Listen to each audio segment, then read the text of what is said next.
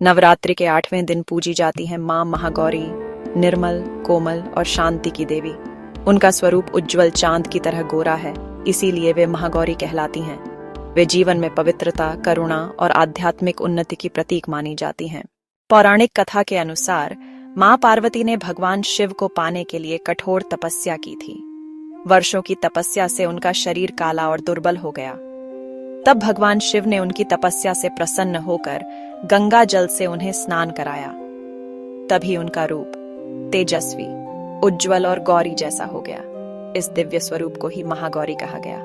मां महागौरी नारी जीवन की पवित्रता और धैर्य का दिव्य उदाहरण है। वे दिखाती हैं कि सच्ची भक्ति और तपस्या से असंभव भी संभव हो जाता है। मां महागौरी को श्वेत वस्त्रों में सफेद वृषभ बैल पर सवार दर्शाया जाता है। उनके 4 हाथ हैं, दोनों हाथों में त्रिशूल और डमरू है। एक हाथ अभय मुद्रा में है और दूसरा वरदान देने की मुद्रा में। उनकी श्वेत आभा शांति और पवित्रता का प्रतीक है। वृषभ उनकी अडिग शक्ति और धैर्य को दर्शाता है। 8वां दिन, जिसे अष्टमी कहते हैं, नवरात्रि का विशेष दिन है। इस दिन कन्या पूजन का विशेष महत्व है। छोटी बच्चियों को देवी स्वरूप मानकर भोजन और उपहार दिए जाते हैं। मां महागौरी की पूजा से जीवन के पाप मिट जाते हैं, मन की नकारात्मकता दूर होती है और शांति व समृद्धि प्राप्त होती है।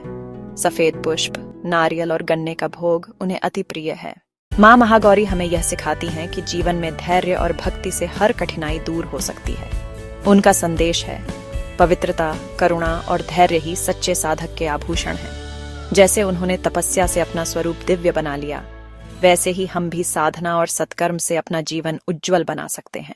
8वें दिन मां महागौरी की उपासना से भक्त को आत्मिक शांति और दिव्य आशीर्वाद मिलता है। वे हैं सौंदर्य और शांति की देवी, जो भक्तों के जीवन से दुहक और पाप हर लेती हैं। जय मां महागौरी।